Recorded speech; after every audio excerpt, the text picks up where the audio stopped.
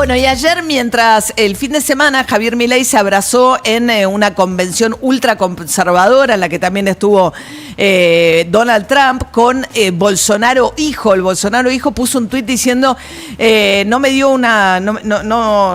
como la mano, pero me abrazó con tanta fuerza que casi me rompe una costilla, dijo, sobre el encuentro amistoso que había tenido con Javier Milei, uno de los hijos de Eduardo Bolsonaro, el expresidente de Brasil, que está impedido de participar en elecciones y que ayer se declaró un perseguido político en una manifestación multitudinaria en la Avenida Paulista, la principal avenida de São Paulo, que es la gran ciudad industrial de Brasil.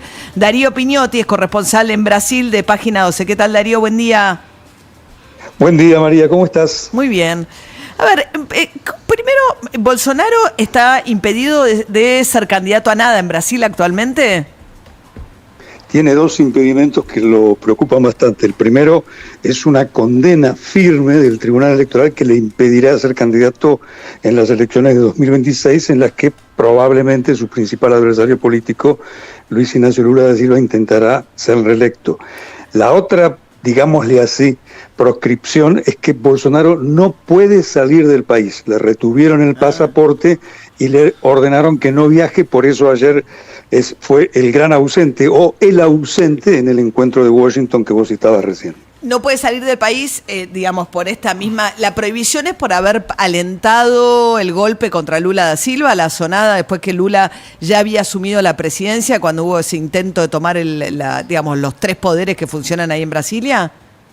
Exactamente, de lo cual se cumplió poco más de un año ahora. Eso fue el 8 de enero del año pasado, cuando invadieron el Palacio del Planalto y pidieron, simpatizantes de Bolsonaro, que interviniera un gobierno militar. Ese proceso llevó a que recientemente 2 veces allanaran domicilios de Bolsonaro y de su hijo, uno de sus hijos, y a partir de allí el Supremo Tribunal Federal, ya no la Corte Electoral, sino la máxima Corte, el Supremo Tribunal Federal le exigió que entregara el pasaporte y que, además de no poder dejar el país, hiciera saber al Supremo cualquier movimiento geográfico. ¿Por qué este detalle? María, recordarás que Bolsonaro estuvo en la toma de posesión de Milei el 10 de diciembre pasado, y aquí en Brasilia, en corrillos diplomáticos, pero también en corrillos del Supremo Tribunal Federal, se sospechó que Bolsonaro pudiera pedir asilo a su correligionario político Milei, que por otra parte sería uno de los muy pocos gobiernos del mundo que estaría dispuesto a tal hipótesis. Darle asilo en caso de que le dictaran prisión de cárcel, para evitar ir a la cárcel, venirse acá. La sospecha que hay es que Bolsonaro incluso barajó esa posibilidad cuando estuvo en Argentina y ahora, mirá, luego de retornar, Bolsonaro ayer habló, como vos decías, en la Paulista, en un acto multitudinario en la principal avenida de la principal ciudad del país. Además de permanecer en el país, ayer dijo, entre otras cosas, como vos mencionabas, que hay un proceso en el que lo político y lo jurídico se suman para imputarlo, y en el que, por otra parte, él no puede dejar el país. ¿Por qué? Porque además de temer que pida asilo, hay un proceso en curso por su presunta autoría intelectual del intento de golpe. Todo muy dicho con mucha cautela. ¿Por qué? Porque Bolsonaro subió ayer a uno de esos inmensos camiones que se utilizan en los carnavales, sabiendo que entre los miles de oyentes de su discurso estaba el juez que le lleva la causa en el Supremo Tribunal Federal, el juez de Moraes. Y Moraes hizo saber que si Bolsonaro hubiera hecho ayer una nueva apología del golpe de Estado, pudiera ser detenido. Qué bárbaro. Ahora, ¿cómo? Recordemos que el proceso anterior, ¿no?, en el que Bolsonaro llega a la presidencia en Brasil era con Lula preso por supuestas causas de corrupción, ¿no? Durante el gobierno de Bolsonaro lo liberan a Lula, dicen que aquella causa estuvo muy mal llevada, Lula gana la presidencia, se produce este intento de asonada, lo acusan a Bolsonaro y ahora el que está impedido de ser candidato y muy probablemente con algún riesgo de caer en cárcel es Bolsonaro.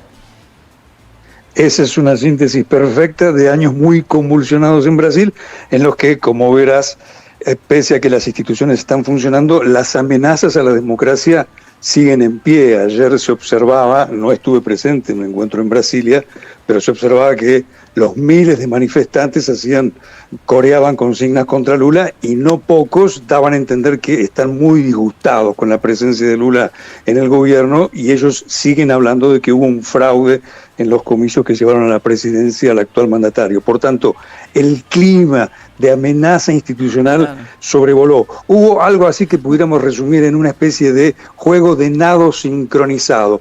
Uno dice una cosa, otro dice otra. Bolsonaro fue cauto, aunque demostré está muy enojado, y pidió una amnistía que pudiera favorecerlo, pero quien hizo uso de la palabra, tal vez expresando los sentimientos más profundos del expresidente, fue un pastor, el pastor Silas Malafaia, conocido por sus posiciones muy conservadoras, quien sí habló de una persecución contra Bolsonaro y habló pestes del Supremo Tribunal Federal. Las mismas pestes que siempre enunciaba Bolsonaro, pero que ahora, o por lo menos ayer, evitó hacerlas explícitas. Claro, muy parecido a lo que está pasando con Trump en Estados Unidos, qué loco, ¿no? Porque también está, en un momento en que llevando adelante la interna del Partido Republicano, ganando, imponiéndose muy probablemente como el próximo candidato.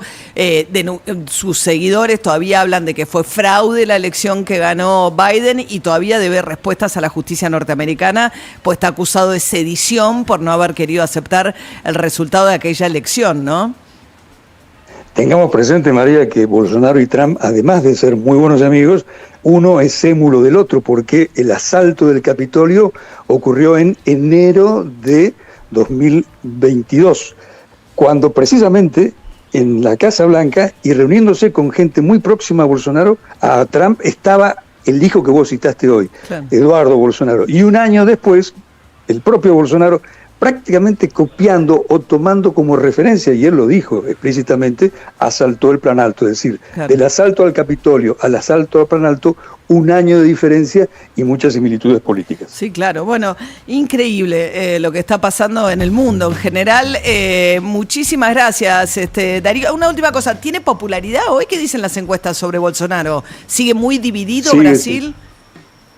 Sigue siendo muy popular Bolsonaro. Brasil aún hoy es un país dividido, tal vez no, seguramente con alguna diferencia mayor de Lula sobre Bolsonaro, pero considerarlo un animal político sería una colosal miopía política. Darío Pignotti escribe en la agencia internacional ANSA, también para Página 12, desde Brasil. Muchísimas gracias, Darío, que tengas buen día. Buenos días. Hasta luego. Yo no sabía nada de esto de que se corrió la bola en Brasil de que podía pedir asilo político en la Argentina cuando vino.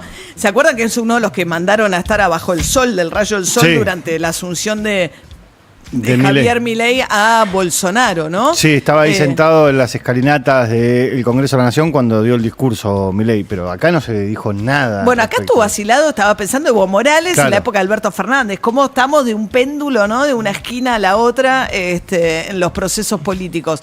A ver, ¿qué dicen los niños? 11 68 61 1043. Hola, soy Gonza. No puedo